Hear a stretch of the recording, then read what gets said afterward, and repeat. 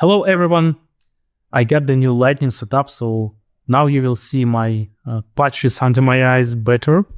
Quite common attribute for the person who either releasing a game or having small kids or both.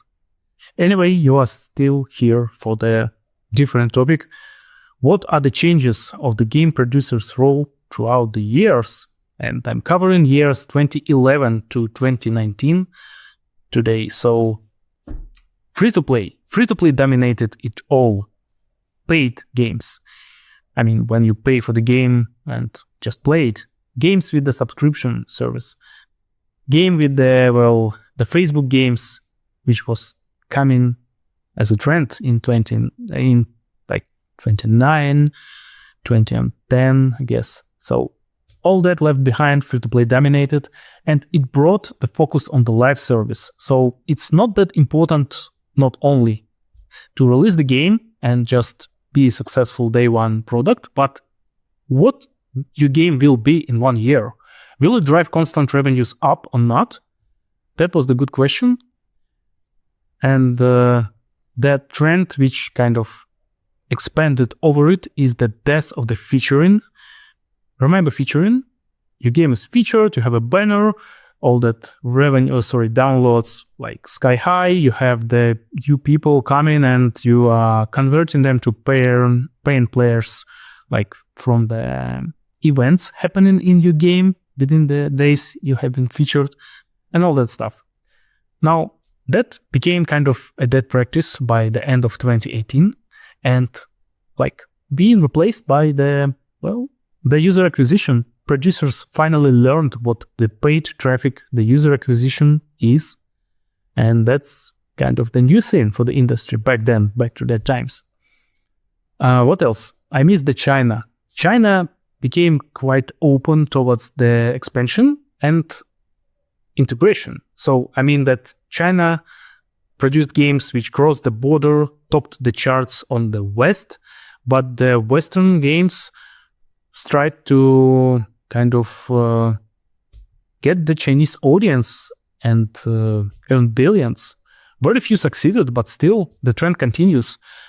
Even it's quite hard to pass the governmental check, and Chinese market is crowded now, but still more and more Western companies nowadays are trying to be successful there to release in China. But back then, like in year 2015, it was wild times. I mean, the governmental checks were not that wild. So I made Asphalt Nitro racing games adaptation for the China with my team, and it was kind of easy to be released there. But the amount of work to adapt game, I mean, controls, UX, graphics, even game modes to the Chinese audience was wild. Still, with all I mentioned, what are the specifics? What are the changes on the game producer's routine? I know, barrier of entry into the producer's role and all that stuff. I will start with the marketing. Of course, the questions. Do you know what CPI is? How to conduct the test on the marketing assets of your, setting or the marketability of the mechanics.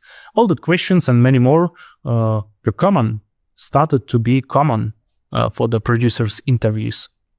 Next is that the practical questions, practical part of the tests shifted towards live ops and making the game which is kind of on the market already to be even more successful and kind of triple or like double the revenues or certain metrics. You had to write down and think of certain things in that game which can do that.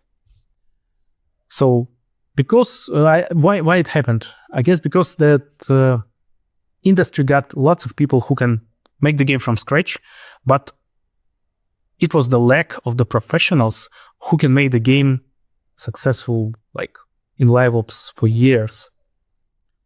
What else? Next is that monetization, I guess. Monetization, game design became the key, and producers kind of forced to learn more of that. And last one is the agile. Less agile. So agile practices in the matured industry of game dev became kind of less valued. I mean, lots of companies got experience of failed products with the fully agile followed production. So the industry got less pressure on the producers, project managers, the whole teams on using agile like letter to letter and do the strict following of it. I guess that's the good thing. But okay, that's mostly about the mobile. What has changed on the PC and Xbox, PlayStation, other consoles front? Well, I can't talk, I can't recall a lot, but I can say that main thing was the engines and the editors of the game engines. I mean, the presentation of the blueprints by Unreal Engine was kind of revolution.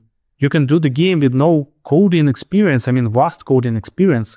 So the indie blossoming during that years was mainly because of that. Engines became more user-friendly, more like simple in terms of the usage. And the companies followed, and the publishers followed.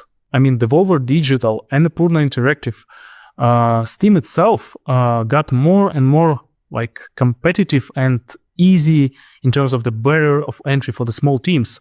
You can literally be a one-person game developer, make the whole game, publish it, and earn quite nice money. I guess that's the main trend of the years 2011 to 2018 for the PC and consoles. Well, I guess that's it. I'm still picking up things to tell for the part 3 of the game producers evolution. I guess that video will see the world in like end of the January. I will release a couple of more videos on other topics before. Still, like this video, subscribe to not miss, and I see you there. Have a good one.